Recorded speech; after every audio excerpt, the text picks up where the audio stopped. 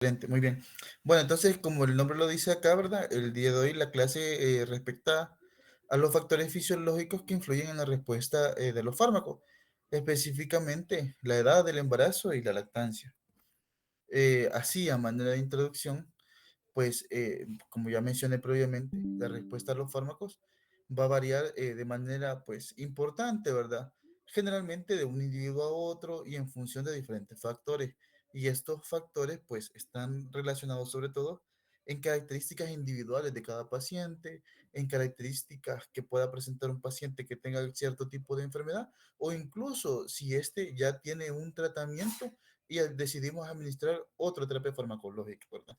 Pero el día de hoy nos vamos a enfocar sobre todo en aquellos factores relacionados con el paciente y en específico con aquellos relacionados, pues sobre todo con aquellas características que no están relacionadas con patologías. En específico con la edad, ya que la edad es uno de los factores que más influye sobre las características farmacocinéticas y farmacodinámicas de los fármacos, ¿verdad? Y por tanto también de sus efectos. Estas, pues, modificaciones o variaciones la vamos a observar sobre todo en aquellos pacientes que sean más inmaduros o aquellos pacientes que tengan una mayor edad, ¿verdad? En los niños chiquitos, por ejemplo, los neonatos, porque las funciones metabólicas o los órganos están inmaduros. Y en en los pacientes mayores, sobre todo los adultos mayores, porque las funciones de los órganos han ido involucionando, ¿verdad? Aparte de ello, también pues es especial el hecho de administrar fármacos en el embarazo, porque cuando nosotros administramos un medicamento en la mujer embarazada, pueden ocurrir cambios fisiológicos, ¿verdad? Que me van a modificar la respuesta hacia los fármacos, ¿verdad? Que se acompañan sobre todo en la gestación y también sobre los efectos de los fármacos que me pueden generar sobre el embrión, ¿verdad? Cuando se administran los medicamentos a la mujer embarazada, ¿verdad? Para comenzar, vamos a hablar un poquito de la utilización de los medicamentos en los niños, ¿verdad? Así, desde cualquier punto de vista, ya sea médico, farmacológico o psicológico, ¿verdad? No podemos considerar a un niño como un adulto en miniatura, ya que este, pues dependiendo de la fase del desarrollo, va a tener características farmacocinéticas y farmacodinámicas que van a ser peculiares en cada una de las etapas y que éstas van a ir cambiando. Y por lo tanto, las pautas terapéuticas que vamos a dar en las diferentes etapas de la vida del niño van a ir cambiando con el tiempo, ¿verdad? En la actualidad, pues a los niños chiquitos y a las mujeres embarazadas también se les considera como huérfanos terapéuticos. ¿Por qué? Porque los ensayos clínicos que ustedes ya conocen, que cómo se realizan, esos ensayos clínicos, pues no se realizan en niños ni mujeres embarazadas generalmente, ¿verdad? Sobre todo se realizan en pacientes adultos que no poseen estas características de edad o de gestación, ¿verdad? Así que a pesar de que los fármacos que se administran en los niños primero tienen que verificarse la seguridad y la eficacia en el paciente adulto, también es necesario de que se realicen nuevos ensayos clínicos en la población pediátrica, pues porque a ciencia cierta no se sabe si el fármaco va a ser igual de seguro que como es en el adulto, ¿verdad? Y por ello, pues es necesario que se estén realizando ensayos clínicos también en esta población. Desde el punto de vista farmacológico, ¿verdad? Nosotros al niño lo podemos dividir en diferentes etapas. Algunas de estas, pues, son estas que vean acá ustedes, ¿verdad? Acá tenemos, por ejemplo, el prematuro, el neonato, el lactante, el niño y el adolescente. En el prematuro, pues se le considera prematuro al paciente que que ha nacido antes de las 36 semanas de gestación. Un neonato va a ser un niño que tiene el primer mes de vida, ¿verdad? Ese es un niño neonato. El lactante es aquel paciente que tiene desde un mes hasta un año de vida, el niño desde el año hasta los 12 años y adolescente desde los 12 años hasta los 18 años, ¿verdad? Normalmente, cuando el paciente está en la etapa intrauterina, cuando está adentro de la mamá, ¿verdad? En el útero, pues la placenta es la que realiza todo el trabajo. El trabajo básicamente pues que realiza el hígado en el adulto, ya que la placenta sirve pues para metabolizar todo lo que el niño pues eh, produce y necesita excretar, o también aquellas sustancias que van a llegar al niño, ¿verdad? Entonces, normalmente se encuentra en equilibrio debido a la placenta y por lo tanto hay ciertos fármacos que son como que más seguros, ¿verdad? En esa etapa.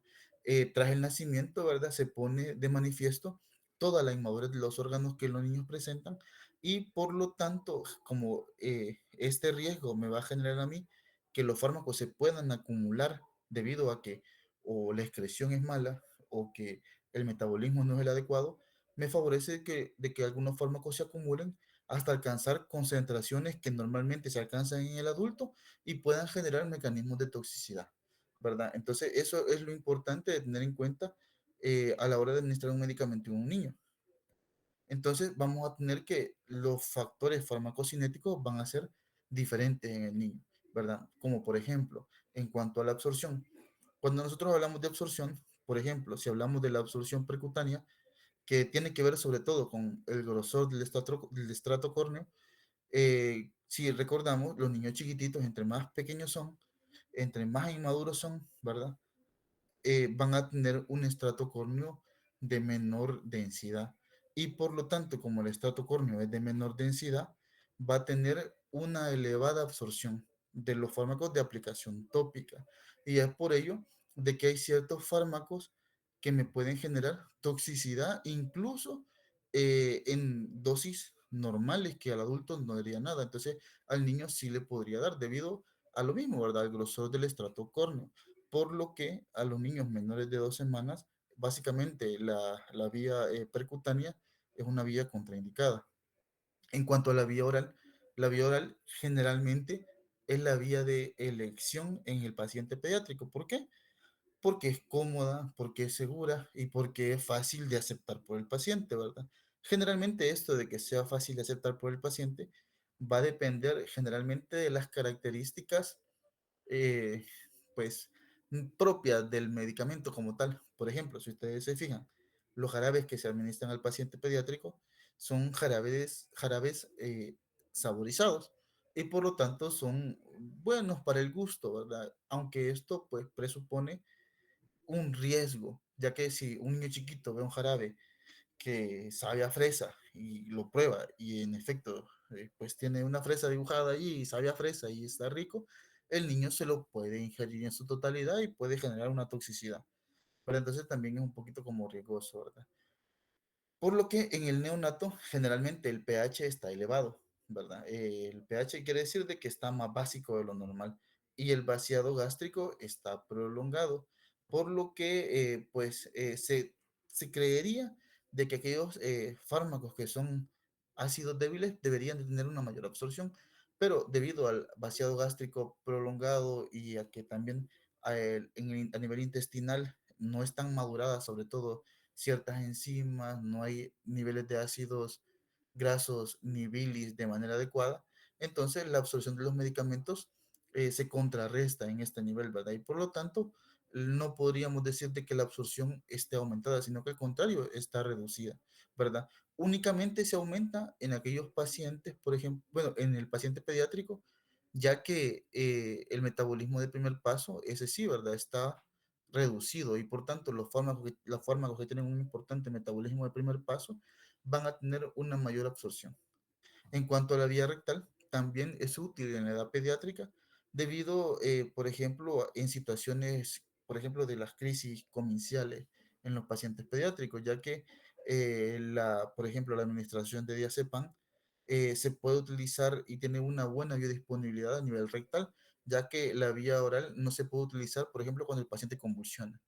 En cuanto a la vía intramuscular, presenta es una vía de absorción muy errática en este momento del paciente en el neonato, debido a que el flujo sanguíneo está reducido. Y aparte de eso, a nivel del glúteo, por ejemplo, los músculos glúteos no están desarrollados. Y como no están desarrollados cuando se administra una inyección intramuscular en el glúteo, por ejemplo, más que músculo en esa zona antes de las 2 semanas, lo que hay es un montón de grasa, ¿verdad? Entonces, en vez de ser intramuscular, la inyección tiende a ser subcutánea y por tanto el medicamento va a tener una biodisponibilidad errática en ese momento, ¿verdad? Y sí, es por eso que en el paciente en esas edades, cuando se administran ciertas vacunas, por ejemplo, que son intramuscular, se administran en el tercio medio en la cara anterior del muslo, ¿verdad? Porque a ese nivel hay una mayor cantidad de masa muscular. En cuanto a la distribución, normalmente el volumen de distribución va a depender de la cantidad de agua, va a depender de la cantidad de grasa y va a depender de la unión a proteínas, ¿verdad? En cuanto a la proporción de agua, por ejemplo, en el neonato, entre más chiquito es el niño, más cantidad de agua tiene en proporción al adulto. Va a tener también una menor cantidad de grasa en proporción al adulto. Y en cuanto a la cantidad de proteínas plasmáticas que posee el niño, normalmente es menor la cantidad de proteínas plasmáticas que el niño va a poseer, ¿verdad? Casi no posee albúmina y alfa-1 glucoproteína. Por lo tanto, la concentración, la fracción de fármaco libre que va a haber en el niño va a ser mayor, porque esta no se va a pegar en la poca albúmina que está presente, ¿verdad? Aparte de ello, eh, existen algunos medicamentos, ¿verdad? Por ejemplo, como el sulfametoxazol, ¿verdad? O los fármacos antifolatos, ¿verdad? Que tienden a desplazar la bilirrubina de la albúmina, porque tienen una mayor afinidad los medicamentos por la albúmina y por ello, pues pueden generar riesgo de que la albúmina se libere de la, perdón, se me fue la palabra, la bilirrubina se libere de la albúmina debido a la competición con estos medicamentos y aumente el riesgo de presentar kerníteros, ¿verdad? Entonces, ese es un riesgo de algunos medicamentos que compiten con la bilirrubina por la albúmina u otras proteínas plasmáticas. En cuanto a la permeabilidad de la barrera hematoencefálica, va a ser mayor. La barrera hematoencefálica generalmente en el niño pequeñito, entre más inmaduro sea, es más permeable y esta permeabilidad puede aumentar en diferentes situaciones patológicas. Por ejemplo, cuando un niño tiene acidosis, cuando tiene hipoxia o cuando tiene hipotermia. Acá vemos también que la excreción renal, generalmente esta se correlaciona con la edad postconcepcional y la edad postconcepcional va a ser más que todo, bueno, va a ser la suma de la edad postnatal, que es después de que nació, más la edad preconcepcional, que tiende a ser la edad desde que el niño, bueno, desde que la mujer quedó embarazada, ¿verdad? Entonces, la suma de esas edades va a tener a relacionarse con la función renal, ¿verdad? Si el niño es prematuro, la función renal va a ser peor en comparación a si un niño es a término, ¿verdad? Entonces, normalmente la función glomerular tiende a alcanzar valores del adulto de manera bien rápida, generalmente entre 3 a 6 semanas, a 6 meses, perdón, va a alcanzar estos valores y la secreción tubular renal va a madurar de manera más lentamente. Acá, por ejemplo, podemos observar de que en los niños que son prematuros, la función en cuanto al acortamiento de la semivida de los medicamentos va a ser más lento, ¿verdad? Debido a la función, a la excreción renal. Cuando un paciente tiene una excreción renal, por ejemplo, con una función mejor, la semivida de los fármacos es corta porque el medicamento se excreta de manera más pronta. En caso contrario, a medida que la excreción renal es peor, el fármaco tiende a acumularse un poco y por tanto la semivida de los fármacos va a ser mayor. Y si observamos aquí en el esquema, por ejemplo, cuando observamos la función de la canamicina, en aquellos pacientes que son, por ejemplo, prematuros, observamos de que a medida que pasan los días, hasta una semana, por ejemplo, la semivida de la canamicina tiende a ser un montón, tiende a durar bastante, ¿verdad? En cuanto a horas, ¿verdad? Vemos que de 9 horas hacia los 7 días pasa aproximadamente a 8 horas. La función, pues, la función renal tiende a ser torpe y por tanto el medicamento sí se acumula bastante. En cambio, en un niño a término, la semivida de la canamicina pasa de 6 horas a aproximadamente un poquito más de 3 horas, ¿verdad? Debido a que la función renal madura más rápidamente en aquellos pacientes que son a término. Entonces, también si un paciente es prematuro o un paciente es a término, también las funciones metabólicas y las funciones también de farmacocinéticas, perdón, van a ser, pues, van a funcionar de una manera mejor en aquel paciente que da término en comparación con aquel paciente que es un paciente prematuro, ¿verdad? Acá, en este esquema, podemos observar cómo es que se da básicamente el proceso de maduración, ¿verdad? Vemos acá, por ejemplo, la cantidad de agua corporal total, la cantidad de grasa corporal y los niveles de la función renal. Aproximadamente la función renal, ahí aproximadamente por los 6 meses ya podemos decir de que el niño tiene una función renal comparable con la del adulto, ¿verdad? Incluso un poquito mejor. En aquellos niños, pues cuando son chiquitos también, el agua corporal total va reduciéndose, ¿verdad? Nosotros sabemos de que el neonato, por ejemplo, tiene aproximadamente un 80% de agua. En cambio, las personas adultas aproximadamente como el 60%. La cantidad de grasa corporal pues asciende al pico, más o menos ahí por 1 año de edad. Por ello es que los niños de 1 año de edad más o menos ahí los vemos gorditos, ¿verdad? En ese nivel alcanzan cierto nivel de grasa corporal bastante elevado y posteriormente pues se reduce los niveles de grasa corporal. En cuanto al metabolismo, el metabolismo presenta una característica especial y es que no todas sus funciones maduran de forma similar, ¿verdad? Acá tenemos, por ejemplo, que al nacimiento ya poseemos diferentes funciones metabólicas que funcionan igual que el adulto y otras incluso mejor que en el adulto. Por ejemplo, esta citocromo, que es el citocromo 3A7, eh, en el adulto ya no existe y únicamente funciona en el neonato, por decirlo así, ¿verdad? Eh, y este se encarga sobre todo de realizar un montón de funciones metabólicas. Otro que es la tiopurina metiltransferasa y la sulfatación también están presentes al momento del nacimiento, ¿verdad?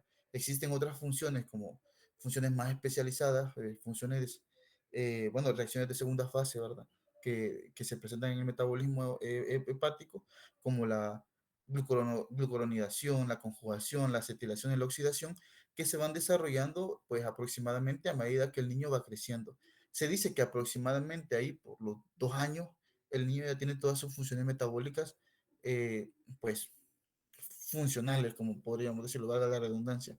Eh, y algo bien curioso que pasa acá es, por ejemplo, que existen ciertos efectos adversos que se pueden presentar en el niño, que son debido a que los niños no metabolizan de manera adecuada. Un ejemplo, pues, clásico de esto es el síndrome del niño gris, que se produce por el cloranfenicol, ¿verdad? ¿Por qué se produce el síndrome del niño gris? Porque el niño no puede metabolizar al cloranfenicol. ¿Por qué?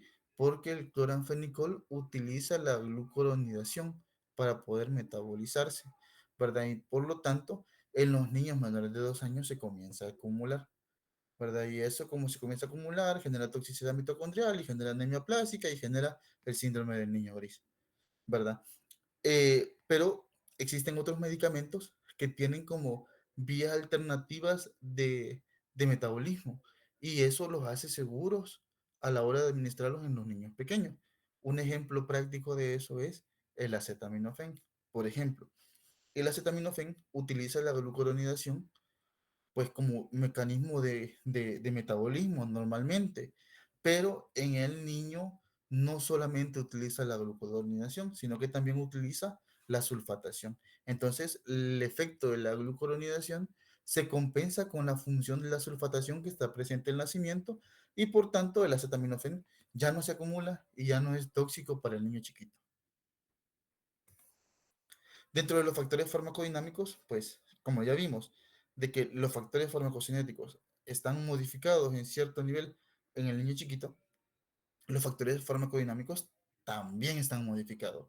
¿Y a qué se debe eso? Pues se debe a un montón de cosas, ¿verdad? Dentro de ellas, una de las principales es que existen receptores que no están presentes en una cantidad adecuada en diferentes tejidos. Esa es una característica farmacodinámica especial. Y otra característica farmacodinámica es, por ejemplo, que puede que esté un receptor presente en un tejido, pero que ese receptor que está en ese nivel no esté relacionado con la cascada de señalización que normalmente nosotros conocemos en las personas adultas, sino que pues está relacionado con otra cascada de señalización y por tanto la función va a ser otra, ¿verdad? Entonces, todas estas características me pueden generar a mí una modificación en cuanto a la respuesta de los fármacos de manera farmacodinámica, ¿verdad? Por ejemplo, miren, acá podemos observar que los niños que tienen un déficit de glucosa 6-fosfato deshidrogenasa pueden presentar anemia hemolítica. Aquí venimos otra vez al sulfametoxazol, por ejemplo, ¿verdad? De que el sulfametoxazol puede generar pues especies reactivas de oxígeno en la membrana de los eritrocitos. Y como los eritrocitos utilizan la glucosa, bueno, utilizan la vía de las pentosas fosfato para pues mitigar esta toxicidad generada por radicales libres de oxígeno. Y como los niños que padecen déficit de esta enzima importante para esa vía metabólica, eh, pues como no está presente, los radicales libres destruyen la membrana del eritrocito, se destruye el eritrocito y al destruirse el eritrocito se libera pues la bilirrubina que pasa a ser biliverdina y que posteriormente pues esta puede producir bilirrubina que se acumula en el sistema nervioso central y me produce kernícteros, ¿verdad? Por ejemplo, esa es una característica farmacodinámica que se puede presentar en el paciente y que nosotros podemos observar esos efectos, ¿verdad? De que un niño no llega a pasar consulta y lo vemos amarillo, le preguntamos si consumió algún medicamento y nos dicen, sí, tomó tal cosa. Entonces, nosotros pensamos inmediatamente en eso, quizás tiene una deficiencia de glucosa 6-fosfato deshidrogenasa, ¿verdad? Otro efecto que puede presentar es hipertermia maligna, ¿verdad? Que suele generarse por los anestésicos generales, más que todo en el contexto de la cirugía, ¿verdad? Otros pueden presentar excitación paradójica, por ejemplo, algunos medicamentos, por ejemplo, los antihistamínicos, ¿verdad? Nosotros damos antihistamínicos y normalmente los antihistamínicos dan sueño, pero en el paciente pediátrico, al contrario, en vez de dar sueño, pueden dar un efecto de estimulación y presentar pues un efecto similar a una toxicidad del sistema nervioso central, en donde pues, se puede presentar una excitación sobrelevada del paciente, ¿verdad?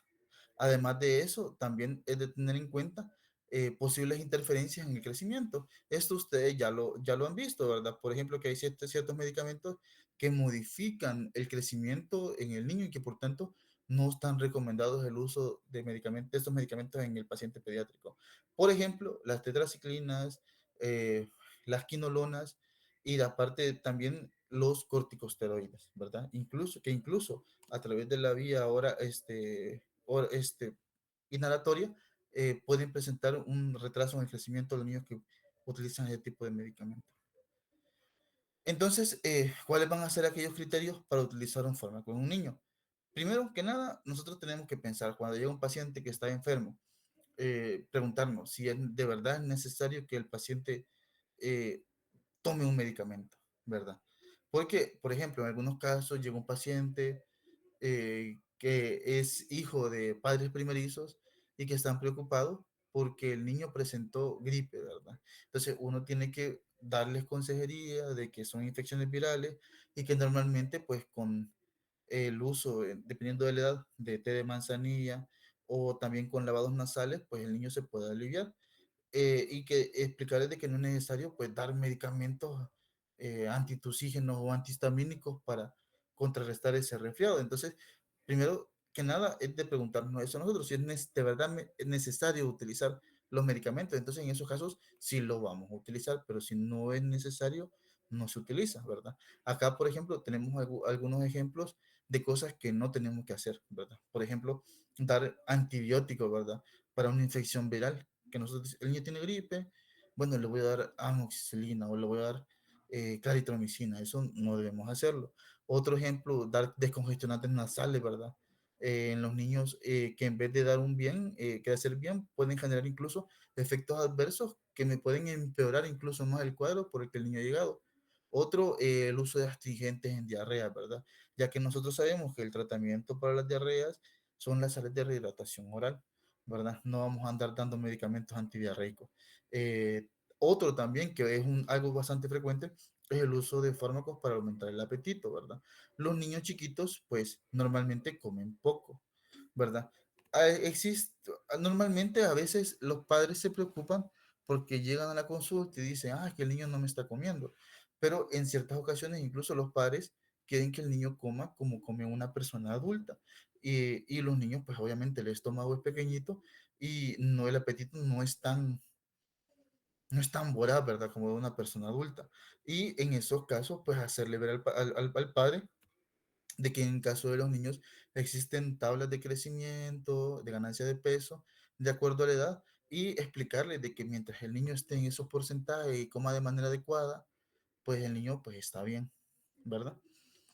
Entonces, en el caso de que el niño sí necesite un medicamento, nosotros tenemos que valorar cuál es la mejor vía de administración. Ya dijimos de que la mejor es la vía oral, ¿verdad?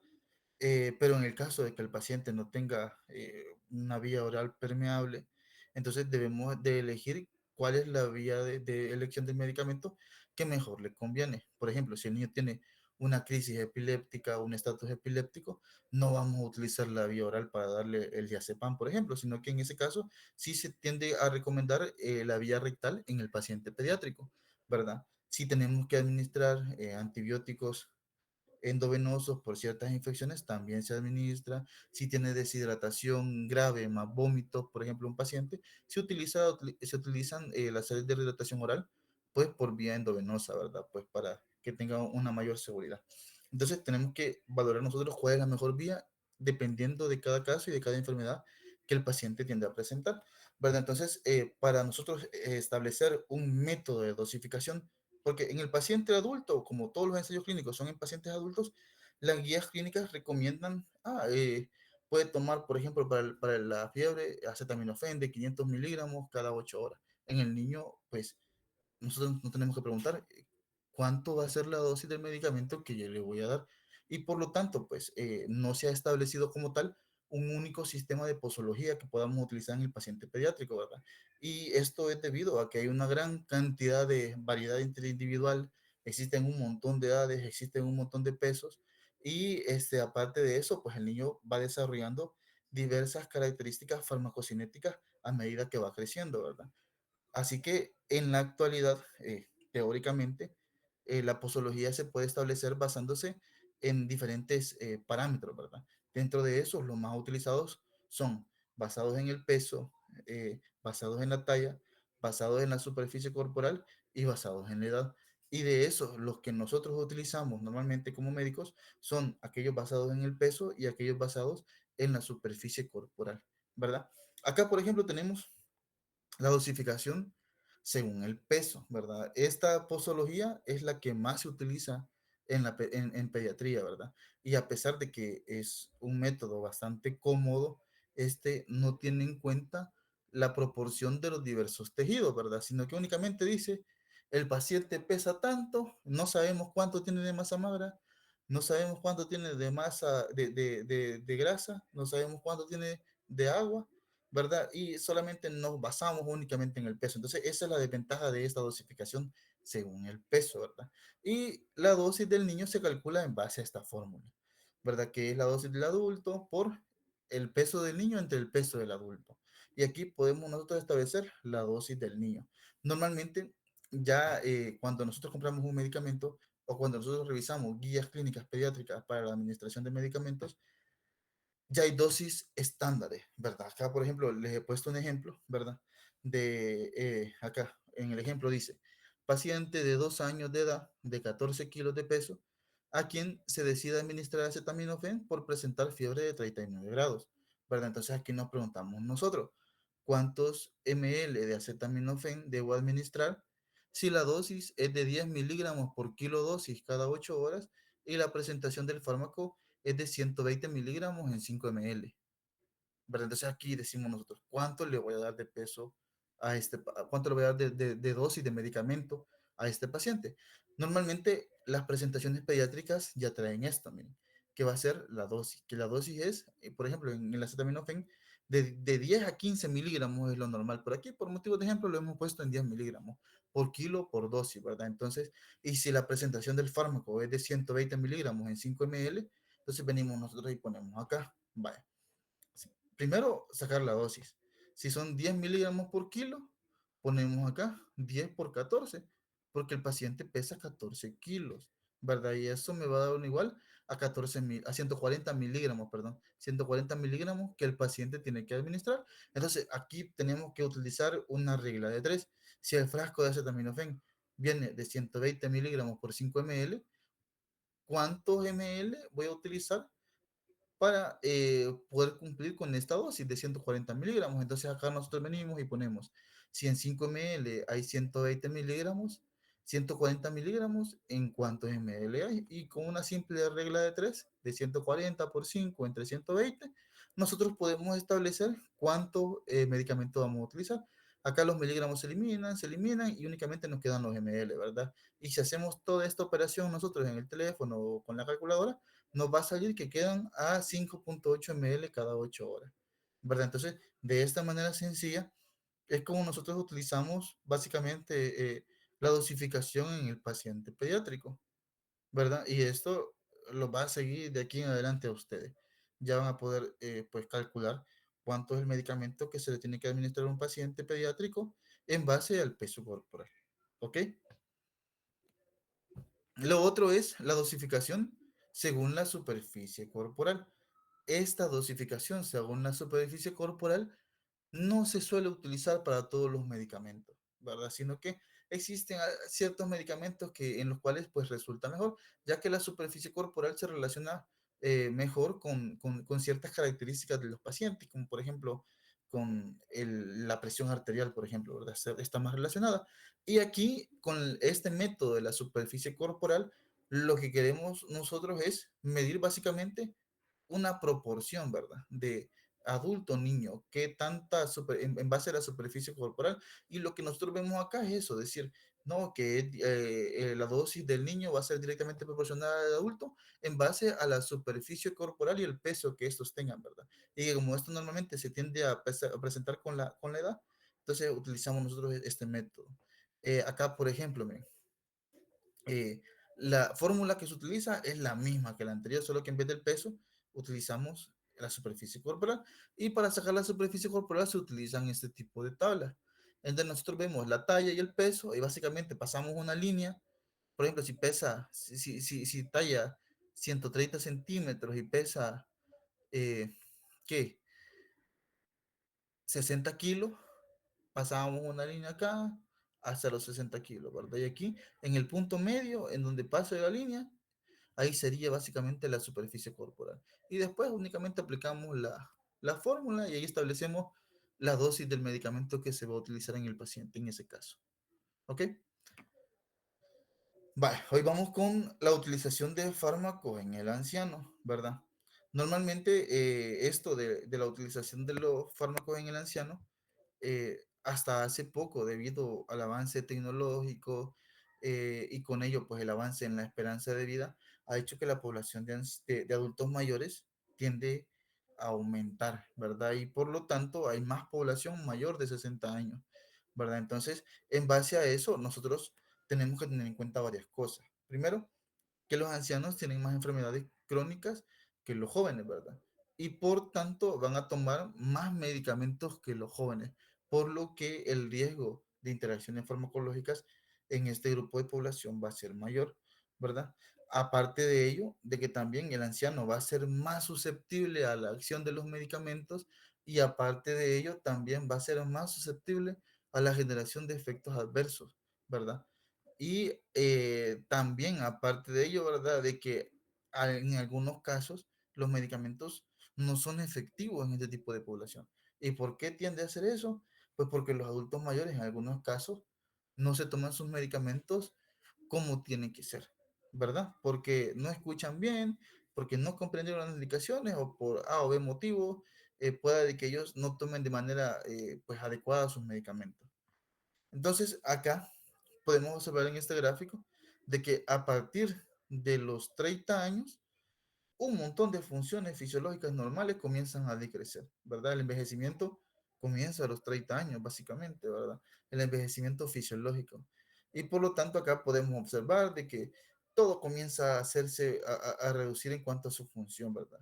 la velocidad de conducción, el metabolismo basal, la cantidad de agua, el índice cardíaco, la filtración glomerular, el flujo renal, las funciones respiratorias también comienzan a decaer, ¿verdad? Entonces, con todo esto, las características farmacocinéticas y la respuesta hacia los fármacos debido a estos cambios farmacocinéticos tienden a modificar, ¿verdad? Todo esto y me va a generar a mí también cambios a la hora de prescribir medicamentos o de dar una posología para el paciente adulto mayor. Dentro de los factores farmacocinéticos, ¿verdad? Hay varios factores farmacocinéticos que se tienen a modificar. Algunos son clínicamente significativos y otros no tanto, ¿verdad? Y de estos, el que más tiende a generar como un cierto grado de mayor importancia es la eliminación de los fármacos a nivel renal. ¿Por qué? Porque la función renal decae y por tanto el riesgo de toxicidad tiende a aumentar, ¿verdad?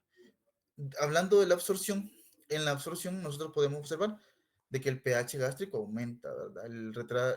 Se retrasa el vaciado gástrico, disminuye la motilidad y el flujo sanguíneo de los intestinos y esto pues me va a generar teóricamente una disminución de la absorción de los medicamentos, aunque en la práctica clínica esto no es tan significativo, ¿verdad? Y esto nos quedamos nosotros como en un aspecto ahí, sobre todo teórico, de lo que puede pasar, pero que clínicamente no tiene como que mayor relevancia, ¿verdad? En cuanto a la distribución, como vimos que el agua total y la masa muscular disminuyen, y la grasa tiende a aumentar, ¿verdad?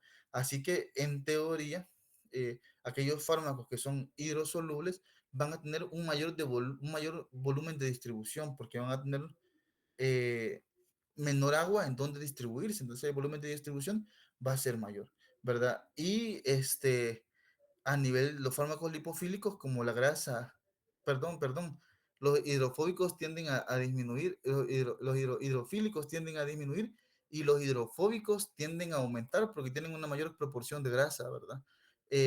Por lo que en teoría, como tienen una mayor grasa, el volumen de distribución es mayor, y la implicación que tiene esto es de que a la hora de eliminarse el fármaco se elimina de manera más lenta, porque aquellos fármacos que son afines a la grasa van a tener a quedarse como que pegados más tiempo en este tejido, ¿verdad?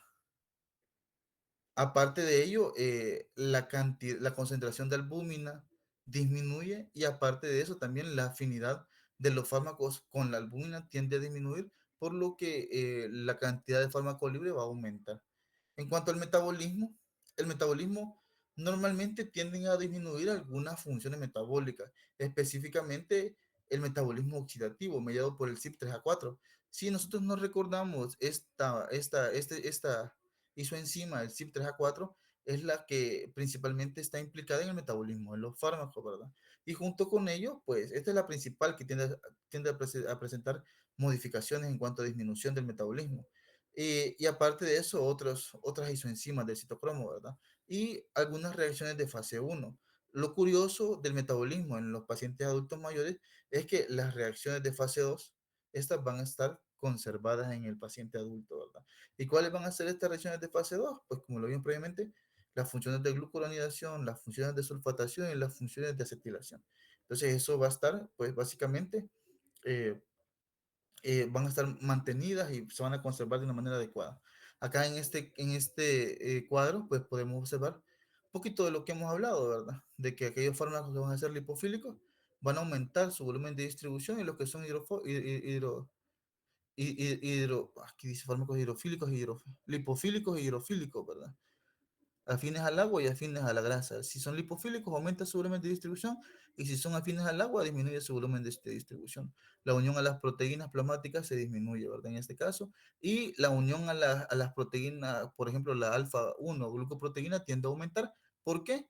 Porque esta proteína, la alfa 1 glucoproteína, tiende a aumentar en aquellos pacientes que tienen enfermedades crónicas. Y generalmente los pacientes que son adultos mayores tienden a tener, pues sobre todo, enfermedades crónicas, ¿verdad? En cuanto a la excreción renal, este es el aspecto farmacocinético que es el más importante que se ve modificado en el adulto, ¿verdad? Por lo que es importante porque disminuye la excreción renal de los medicamentos, ¿verdad? ¿Y por qué? Porque disminuye el número de glomérulos, disminuye el flujo sanguíneo renal, disminuye el filtrado glomerular y la secreción tubular, ¿verdad? Entonces, de esta manera, los fármacos que los pacientes que tienen daño renal, algunos se tienden a acumular. ¿Y cuáles son aquellos que se tienden a acumular? Aquellos que tienen, por ejemplo, lo que tienen excreción renal, lo que se eliminan de manera renal, ya sea un metabolito activo o que de manera inalterada se excreten por la orina. Esos son los que sobre todo se tienden a acumular. Y aparte de ello, los que son peligrosos por presentar efectos adversos tóxicos van a ser aquellos que tengan un índice terapéutico pequeño, ¿verdad? Y normalmente todo esto se relaciona con el aclaramiento de creatinina, ¿verdad? Entonces, en los pacientes adultos mayores siempre es necesario medirles el aclaramiento de creatinina, ¿verdad? Normalmente uno podría pensar, midiendo la creatinina sérica, uno puede establecer la cantidad de creatinina que se esté excretando, pero no, en el paciente adulto mayor, esto puede ser un dato engañoso. ¿Por qué? Porque la cantidad de músculo no es el mismo, ¿verdad? Tienen una menor cantidad de músculo y por tanto la cantidad de creatinina que producen no es la misma que puede producir un paciente joven, por ejemplo, ¿verdad? Entonces, existen diferentes métodos que nosotros podemos utilizar para medir el aclaramiento de creatinina. ¿Y cuáles van a ser esos? Pues son varios, ¿verdad? Aquí tenemos tres de los principales. El Crocop-Gault es uno de los que se utiliza bastante. El Modification of Diet in Renal Disease también se tiende a utilizar, pero este no se utiliza mucho porque se cree de que este tiende a sobreestimar el daño renal y que los pacientes cuando utilizan este método para medir el cargamento de creatinina tienden a infradosificar a los pacientes, ¿verdad? Dar menos medicamento por el miedo de pensar de que tiene un daño renal bastante elevado y pues por lo tanto este casi no se utiliza. El que nosotros utilizamos en la actualidad acá en el país es este, el Chronic Kidney Disease Epidemiology Collaboration, ¿verdad? Que se abrevia CKD-EPI, ¿verdad? Este es el que nosotros utilizamos pues para medir básicamente la cantidad, bueno, la función renal del paciente, ¿verdad? ¿Y qué datos utiliza este método? Básicamente, esto ya nosotros los podemos utilizar en el teléfono celular. En el teléfono celular existen diferentes aplicaciones que nos ahorran el uso de un montón de fórmulas, ¿verdad? Y únicamente nosotros venimos, colocamos el sexo, colocamos la edad del paciente y colocamos la creatinina sérica, ¿verdad? La creatinina sérica para poder medir básicamente el grado de función renal del paciente. Y este método pues es bastante pues sensible para medir el daño renal en los pacientes. Dentro de los factores farmacodinámicos en el paciente adulto mayor, pues se considera que debido a los cambios en la edad y debido a las enfermedades concomitantes que ellos presentan, se altera tanto la sensibilidad como la respuesta compensadora a la acción de los medicamentos, ¿verdad? Por ejemplo, la edad reduce la corteza prefrontal y aparte de ello afecta a los núcleos subcorticales monoaminérgicos, especialmente aquellos núcleos en los cuales se da una neurotransmisión dopaminérgica, ¿verdad? Entonces, este tipo de los pacientes adultos mayores van a ser más susceptibles a generar disinesias por el uso de algunos medicamentos bueno, que están relacionados con la estimulación o el antagonismo de la dopamina, ¿verdad? Aparte de ello, hay una mayor sensibilidad a los depresores del sistema nervioso central. Estos pacientes van a presentar, pues, si uno le da una clorfeniramina, pues, por una gripe, el efecto, el efecto sedante de estos medicamentos va a ser mayor en el paciente adulto mayor, los neurolépticos y los anticolinérgicos de acción central, pues van a tener un mayor efecto depresor, ¿verdad? Otro efecto adverso que es bastante común es la hipotensión postural, ¿verdad? Que este efecto se presenta sobre todo por modificaciones en cuanto al efecto presor de ciertos medicamentos. Normalmente en el paciente adulto mayor se utilizan fármacos como diuréticos, ¿verdad? Pero estos diuréticos pueden presentar en menor o mayor medida hipotensión postural, ¿verdad? Aquellos medicamentos también que están relacionados con el eje de la angiotensina aldosterona también pues pueden presentar un efecto hipotensor bastante marcado, ¿verdad? Hay otros efectos, por ejemplo, también de que está reducida la sensibilidad a los receptores beta adrenérgicos, ¿verdad? Y esta reducción de la sensibilidad se correlaciona por el hecho de cuando uno utiliza un medicamento en un paciente adulto mayor que no tiene ninguna comorbilidad y tiene hipertensión, no va a ser de elección este tipo de medicamentos, los beta adrenérgicos en este tipo de población, sino que lo que se ha observado, por ejemplo, es de que las tiazidas tienen un mayor efecto hipotensor en esta población, ¿verdad? Solo que hay que tener cuidado con la dosis y vigilar la posible aparición de efectos adversos. Entonces, ¿cuáles van a ser algunas pautas para utilizar fármacos en el anciano? Primero, vamos a elegir el tratamiento de elección. Y al igual que en el paciente pediátrico, primero vamos a preguntarnos si es necesario, pues, dar medicamento, ¿verdad? En ese tipo de paciente. Ya me está comiendo el tiempo, pero vamos, entonces, primero, para elegir el tratamiento, vamos a elegir los fármacos que sean mejor tolerados, aquellos que sean más cómodos de tomar y aquellos que tengan un menor riesgo de presentar efectos adversos, ¿verdad? Vamos a valorar también que el paciente, tome si ya toma algún tipo de medicamento, valorar que él no utilice otro medicamento que pueda generar una interacción importante. Por ejemplo, el uso de digitálicos con perdedores de potasio, ¿verdad? Ya que eso me puede aumentar la toxicidad por la dioxina, por ejemplo, ¿verdad? El uso de hipoglucemiantes orales con tiacidas, ya que estos, pues, las tiacidas tienen un efecto hiperglucemiante, entonces no estamos dando un tratamiento adecuado. Otro, por ejemplo, el uso de antiácidos con tetraciclina, ya que los antiácidos disminuyen la absorción oral de las tetraciclinas. El uso de benzodiazepinas con antihistamínicos, ¿verdad? Ya que estos dos se potencian en cuanto al efecto sedante. Pero entonces hay que vigilar eso, de que no haya interacción entre los medicamentos que tome el paciente. Otro es dar una pauta de administración cómoda para el paciente, ¿verdad? Con que éste tenga la menor cantidad de números de medicamentos, el menor número de tomas y el menor número de pastillas, ¿verdad? Y aparte de ello, dar instrucciones al paciente por escrito. ¿Por qué? Porque los pacientes adultos mayores en algunos casos no escuchan bien, tienen cierto grado de hipoacusia.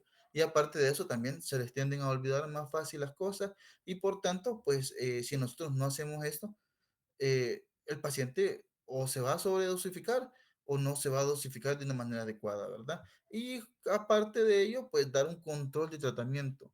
¿Por qué vamos a dar un control de tratamiento? Pues para varias cosas. Uno, para verificar la eficacia del medicamento. Aparte de verificar la eficacia del medicamento, que no aparezca un efecto adverso grave. Y aparte de ello, pues para verificar si nosotros vamos a seguir con el tratamiento o es necesario suspenderlo. ¿Ok? Ok. Bueno, entonces, ¿alguna duda hasta ahorita?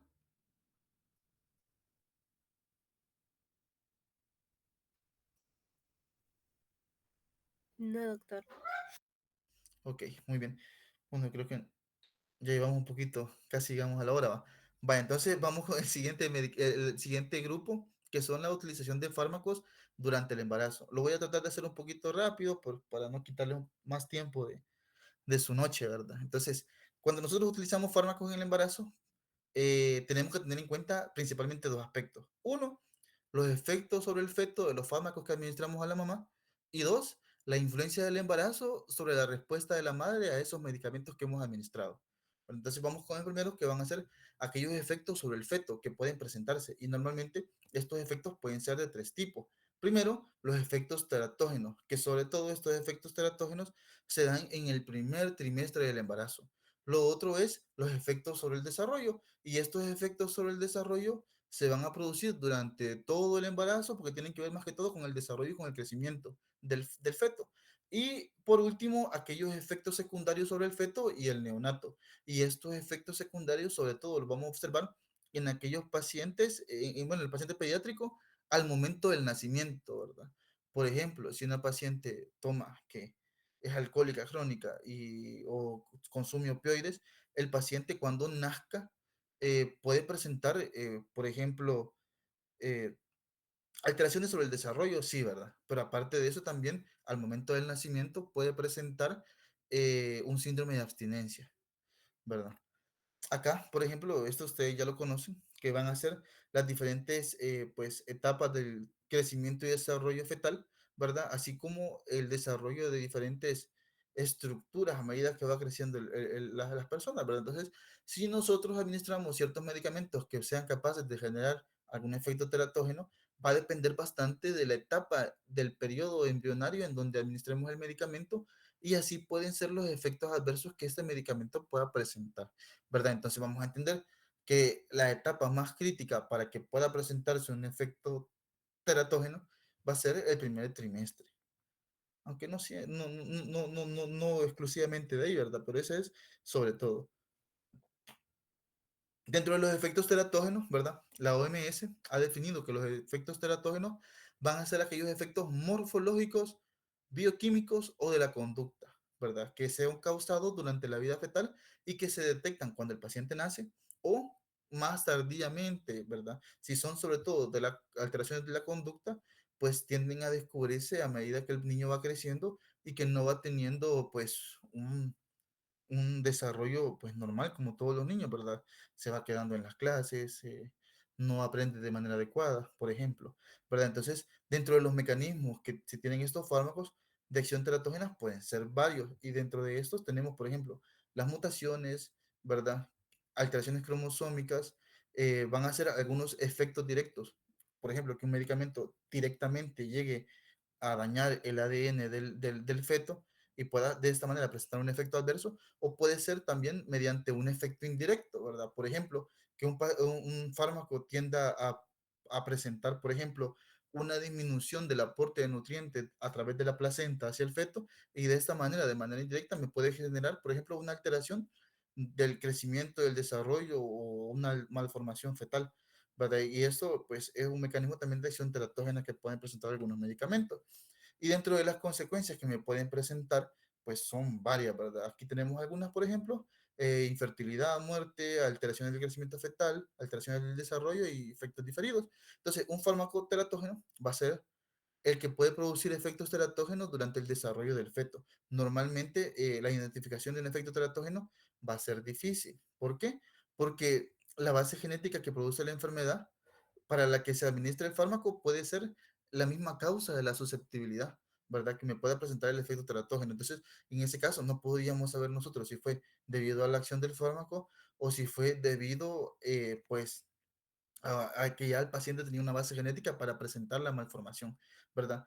Hay ciertos medicamentos que en sí uno ya dice, no, este medicamento es malo, pues genera un efecto teratógeno conocido, ¿verdad? Entonces hay ciertos medicamentos que sí, sí, ya sabemos cuáles son sus mecanismos, ¿verdad? Pero hay otros muchos medicamentos que no. Y como en el caso de la mujer embarazada, no son generalmente, pues, objetos de estudio de ensayos clínicos, ¿verdad? Y por lo tanto, casi un montón de fármacos que se administran a la mujer embarazada no han sido pues susceptibles a generar ensayos clínicos específicamente en la mujer, sino que se utilizan animalitos de prueba para poder establecer si tienen efectos adversos teratógenos o no. Dentro de los factores que influyen en la acción teratógena tenemos, por ejemplo, la naturaleza del agente, la intensidad del estímulo, la fase del desarrollo. Dentro de esto, la naturaleza del agente, tenemos el ejemplo clásico de la talidomida. La talidomida generalmente es una mezcla racémica de dos isómeros, ¿verdad? Y de estos dos isómeros, hay un isómero que sí es el medicamento que no tiene acción teratógena, y que se utiliza para, como antiemético, ¿verdad? Y existe otro isómero que es el que genera amelia o meromelia en los pacientes, ¿verdad? O sea que los niños nacen sin extremidades. Entonces, con la naturaleza de la gente, solo con ver con un cambio químico, ¿verdad? Que tiene que ver con la conformación isómera y, bueno, la confirmación, la configuración tridimensional del medicamento, con el simple hecho de modificar uno hacia un lado o hacia el otro, puede generar un efecto teratógeno conocido, ¿verdad? Otro, la intensidad del estímulo. Para algunos medicamentos, por ejemplo, se cree que dependiendo de la dosis, el medicamento puede tener diferentes manifestaciones, ¿verdad? Que ir desde alteraciones funcionales o de la conducta, efectos teratógenos, muerte fetal e incluso muerte materna, ¿verdad? Aunque esto no se correlaciona con todos los medicamentos.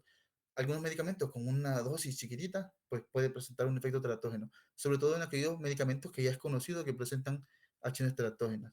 Otro es la fase del desarrollo, que como les mencioné, si en el primer trimestre es más seguro que puede presentar un efecto teratógeno. La susceptibilidad genética, como hemos mencionado, y las características fisiológicas o patológicas de la madre, ¿verdad? Por ejemplo, si una madre tiene desnutrición, o tiene anemia, pues, megaloblástica, porque la paciente tiene deficiencia de ácido fólico, por ejemplo, y queda embarazada, el niño necesita ácido fólico para tener un buen desarrollo del tubo neural. Y en ese caso, pues esa sería una característica patológica de la madre que me pueda generar a mí una malformación congénita.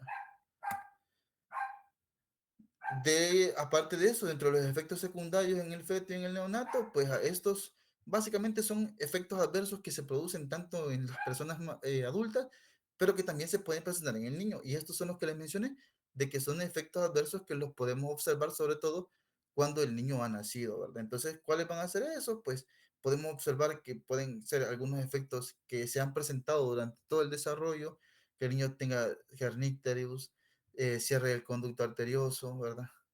Eh, Otros que se pueden presentar también al momento del nacimiento, como hipotermia, tumores, retraso mental y también algunas convulsiones. En aquellos pacientes, por ejemplo, que han sido, si la madre ha sido tratado, por ejemplo, con N-acetilcisteína, el niño puede presentar convulsiones al momento del nacimiento.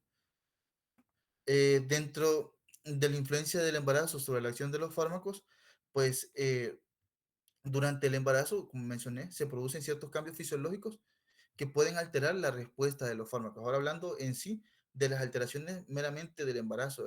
El embarazo, como ustedes saben, genera modificaciones fisiológicas en la mujer, en la mujer, ¿verdad? Y por lo tanto, esas modificaciones fisiológicas también me van a modificar la respuesta de los medicamentos. Aparte de ello también, ¿verdad? De que actualmente las mujeres embarazadas ya no quedan embarazadas a tan cortas edades, sino que ya van creciendo en edad. Y ahora es bastante frecuente observar, por ejemplo, una mujer que esté embarazada y que tenga más de 30 años, ¿verdad? Y junto con eso, junto con la edad, también viene de manera concomitante la aparición de enfermedades crónicas. Entonces, aparte de estar embarazada y que tenga una enfermedad crónica, también me modifica de manera especial la respuesta hacia ciertos medicamentos.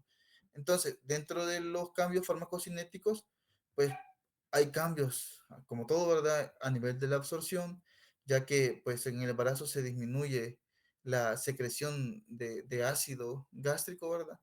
Por lo que se eleva el pH gástrico, hay un alargamiento del tránsito intestinal y un aumento del flujo sanguíneo intestinal, ¿verdad? La absorción intramuscular también está aumentada porque hay una mayor vasodilatación y un aumento del gasto cardíaco.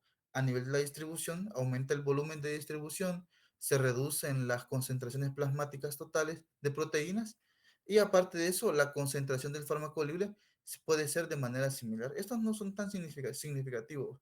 En cuanto a la excreción, el flujo sanguíneo renal y la filtración glomerular aumentan en un 50%, ¿verdad? Esto es al final del primer trimestre y hasta el final del tercer trimestre se tiende a normalizar. Entonces, la excreción de fármacos que tienden sobre todo excreción renal, que se eliminan por excreción renal, tienden a eliminarse de una manera pues más rápida. Dentro del metabolismo, ¿verdad? Hay un aumento del estradiol, hay un aumento de la progesterona y esto pues influye en que aumente la actividad de ciertas isoenzimas del citocromo, sobre todo el citocromo 3A4, el 2D6 y el 12-9, ¿verdad? Y aparte de eso también aumentan las funciones de glucuronidación. Entonces, hay ciertos medicamentos que utilizan estas vías metabólicas, tienden a eliminarse de manera más rápida. Ahora bien, ¿cuáles van a ser aquellos criterios que vamos a utilizar nosotros para poder prescribir un fármaco en el embarazo? Primero, tenemos que valorar el riesgo, ¿verdad? Una medida que podríamos tomar nosotros, pero que no es óptima, sería decir, no, porque está embarazada, no le voy a dar ningún medicamento. No siempre tiende a ser así, ¿verdad? Sino que dependiendo de la enfermedad o dependiendo de la condición o la situación clínica que el paciente llegue a consultar, tenemos que nosotros pensar, ¿verdad? ¿Cómo yo elijo cuál es el medicamento que le puedo dar? Entonces, nosotros podemos utilizar acá estas clasificaciones, ¿verdad?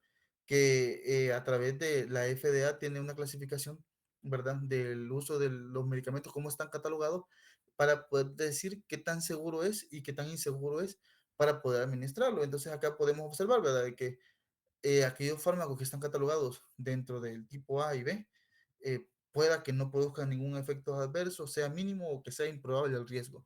Los que son de categoría C son indeterminados y los que son D y X, pues puede ser desde pequeño hasta alto riesgo, ¿verdad? Entonces, los que más se tienden a utilizar en la mujer embarazada va a ser el A y el B. Y ya con el C uno se la juega de decir, este, Vemos ahí el beneficio o riesgo, qué tan malo es no darle un medicamento, pues para poder determinar si se utiliza o no se utiliza, ¿verdad? Entonces, acá, por ejemplo, en los que son de categoría A, dice acá, ¿verdad? De que no hay riesgo en estudios controlados en seres humanos.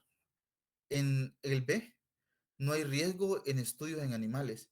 En el C, eh, cuando hablamos del C, se dice de que no se sabe si presenta efectos en animales y que no se ha hecho en estudios en humanos y que por lo tanto, pues, no sabemos si le puede presentar efectos adversos o no. Y a partir de la categoría D, ya se comienza a evidenciar de que sí hay efectos teratógenos en el feto humano, ¿verdad? Entonces, a partir de acá, nosotros podemos observar de que ya hay evidencia clara de que puede presentar un medicamento un efecto teratógeno. Entonces, cuando se administra un medicamento a una paciente embarazada, pues hay que vigilar e identificar los efectos teratógenos, ¿verdad? En primera instancia, vamos a investigar antecedentes familiares de malformaciones, de profesión, de ocupación y de hábitos, ¿verdad? Ya que si el paciente pues tiene hábitos, por ejemplo, de fumar, o de consumir sustancias de abuso, pues el riesgo de que presenten malformaciones es mayor.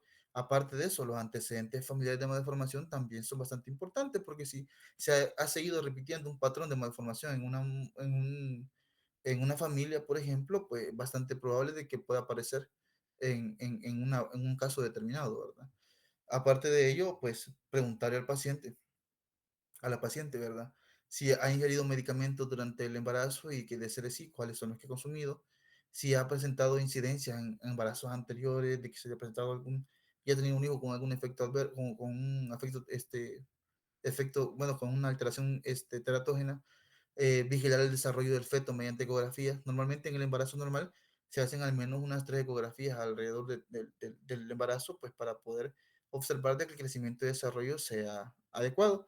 Y aparte de ello, ya cuando el niño nazca, examinar al neonato y notificar en caso de que el niño pues pueda presentar alguna alteración, ¿verdad? Y determinar si ha sido debido al uso de fármacos durante el embarazo o no. ¿Ok? Y por último, la utilización de los fármacos durante la lactancia. Esto está relacionado sobre todo con los fármacos en el embarazo y con la lactancia, pues tiene que ver con que el niño pues toma leche, ¿verdad? Normalmente es una medida bastante recomendada la lactancia materna exclusiva, especialmente durante los primeros 6 meses de vida, ya que la lactancia materna exclusiva pues trae muchos beneficios para el bebé, ¿verdad? Y por tanto debemos fomentarla nosotros. Entonces, en las pacientes que han tenido, bueno, que están lactando y presentan cierta, pues, una enfermedad o cierta circunstancia que necesite el uso de algún medicamento, pues hay que pensar nosotros, ¿verdad? El medicamento que toma la madre se difunde a través de la leche y llega al lactante. Entonces, a partir de ahí, nosotros podemos considerar de que el niño entra en un riesgo, ¿verdad? Entonces, ese riesgo en el que entran los niños a través de los fármacos que ingiere a través de la leche materna pueden ser efectos tóxicos que son dependientes de la dosis de medicamento, efectos idiosincrásicos que no están relacionados con la dosis o incluso efectos desconocidos que no sabemos si son producidos por el fármaco, ¿verdad? Entonces, los efectos tóxicos que van a depender de la dosis generalmente se van a presentar cuando la concentración que alcance el medicamento en el neonato sea pues igual a la que alcance en el adulto, ¿verdad? Y normalmente esto va a depender de 4 factores. Primero, la concentración materna, que la concentración materna está relacionada con el volumen de distribución del medicamento en la mamá, ¿verdad? ¿Y esto de qué va a depender? Pues de características farmacocinéticas y farmacodinámicas propias de la madre, ¿verdad? Otro factor va a ser el paso a la leche. Este sí es importante, el paso a la leche. ¿Por qué? Porque de aquí se determina si el medicamento se va a difundir hacia la leche materna, ¿verdad? ¿Y de qué va a depender eso? Pues va a depender de su grado de liposolubilidad, de su grado de ionización y también de la unión a proteínas, ¿verdad? Principalmente el fármaco se difunde, se pasa a la leche, principalmente por difusión pasiva, ¿verdad? Entonces, cuando hablamos del grado de ionización, si el medicamento es ionizado, es más difícil de que éste tienda a pasar, ¿verdad? Si es no ionizado, es más fácil que pase y si es ionizado, más fácilmente va a poder pasar hacia la leche materna. En cuanto a la liposolubilidad, normalmente la leche materna no posee, por ejemplo, albúmina, ¿verdad? Ni alfa 1 globulina. Entonces, si los medicamentos son afines a esas proteínas, o a ácidos grasos que están más, sobre todo, presentes en el plasma, no van a difundir de manera más fácil. Pero si son más susceptibles, por ejemplo, a unirse a ciertas proteínas de la leche, por ejemplo, la caseína o la lactoalbúmina, entonces en ese caso van a tener pues, eh, una mayor facilidad para poder difundir la leche, ¿verdad?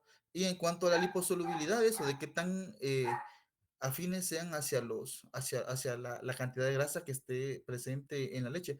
A medida que el bebé va creciendo, inicialmente en el calostro, la leche es más rica en proteínas y a medida que va creciendo, se va aumentando en cuanto a la proporción de grasas. Entonces, a medida que va pasando la etapa del niño, a medida que va creciendo, la composición de la leche va cambiando. En cuanto al acceso del lactante, pues el acceso del lactante depende de la cantidad de fármaco que el niño tiende a tomar, ¿verdad? Y que esto depende del volumen de leche que la mamá va a segregar. Pero aparte de eso, también va a depender de la biodisponibilidad oral del medicamento. Porque ¿qué tal si el medicamento no tiene buena biodisponibilidad oral? Pues en ese caso no se va a absorber a pesar de que el bebé pues tome medicamento. Otra cosa es las características farmacocinéticas del lactante, ¿verdad? Que normalmente la dosis que suele recibir el neonato tienden a ser menores del 2%. Entonces es una chiquitez, podríamos decir, ¿verdad? Un poquito de medicamento que este tiende a recibir a través de la lactancia materna. Pero lo peligroso es la acumulación del medicamento, ¿verdad? Ya que este se acumula y por tanto pueda llegar hasta alcanzar niveles tóxicos, ¿verdad? Entonces es lo peligroso. Y por último, la toxicidad del fármaco. Hay fármacos que naturalmente son muy tóxicos y pues ya por las propias características del medicamento, pues puede generar efectos adversos graves en el recién nacido, ¿verdad? En cuanto a los efectos idiosincrásicos, pues algunos ejemplos de estos efectos idiosincrásicos son, por ejemplo, las acciones de hipersensibilidad producidos por la penicilina. Y otro ejemplo también es que el yodo, naturalmente el yodo tiende a acumularse en la tiroides, ¿verdad? Entonces son efectos idiosincrásicos propios de ciertos medicamentos.